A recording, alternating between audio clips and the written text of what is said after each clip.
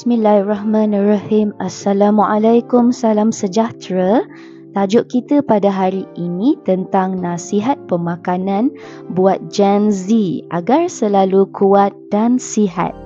Bukan sahaja Gen Z, gen-gen lain pun boleh ikut. Hihi. Sebabnya fokus Gen Z kerana kalian pada peringkat umur membina atau menambah. Tak kiralah pada fasa tingkatkan performance kerja atau fasa menambah ilmu lagi.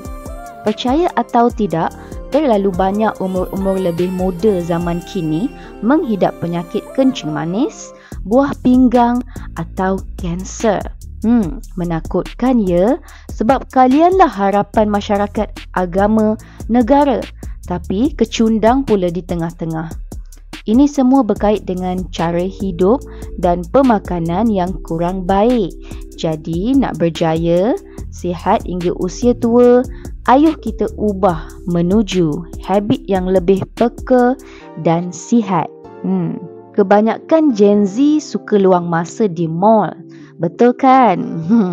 Kemudian apa-apa sahaja makanan viral mesti tak terlepas nak cari juga. First thing first, jika kita sedang pilih makanan dalam grocer tu, belajar untuk bandingkan dan lihat label bahan makanan tersebut atau kita panggil nutrition fact.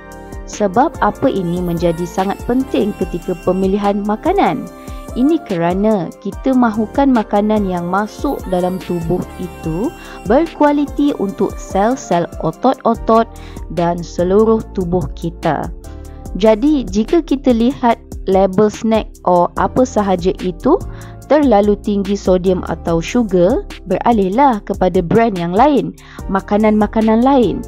Pilihan bijak diambil jika kandungannya ada karbo, protein, lemak sihat dan fiber. Yang Muslim sentiasa cek halal ya. Halal bukan saja tentang pork, tapi merangkumi cara penyediaan, kebersihan dan aspek-aspek penting lainnya. Seterusnya, kedua, jangan biasakan night eating disorder. Apa pula ni? Ianya habit makan malam. Dia makan lewat malam lah. Macam lepak-lepak, makan-makan, minum-minum. Semuanya tinggi kalori, tinggi lemak-lemak yang kemudiannya menjadikan berat badan terus bertambah. Juga membebankan hati. Bukan kata tak boleh lepak, tapi janganlah kerap yang lewat malam. Dan jika makan-makan pun, jaga porsi, share-share. Pilih kafe atau restoran yang ada pilihan makanan sihat, roasted chicken ke, mixed salad ke. Sebaiknya elakkan makan tengah malam ni, kecuali ada gastrik lah macam saya. Itu pun makan sikit sekadar lapik perut saja.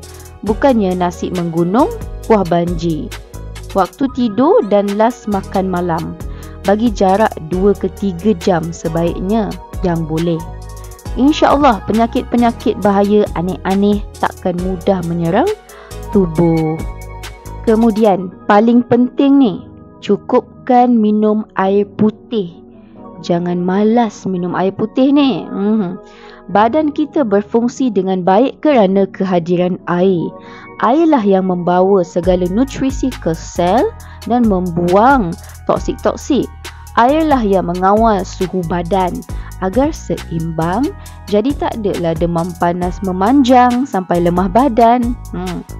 Untuk kuat sentiasa dan sihat, Gen Z, ayuhlah amalkan makan buah-buahan berbeza warna dalam seminggu.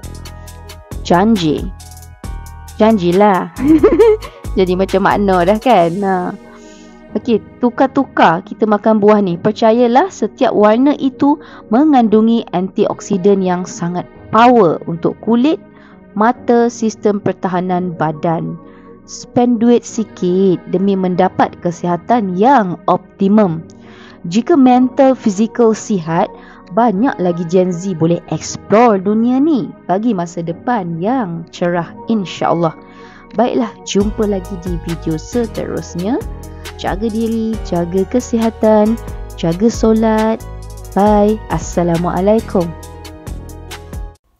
Terima kasih kepada yang dah menonton. Jangan lupa subscribe, share, like and comment untuk video seterusnya. Okey, yang baik datang daripada Allah, yang tak baik datang daripada diri Lia. Okey, take care. Assalamualaikum. Bye-bye.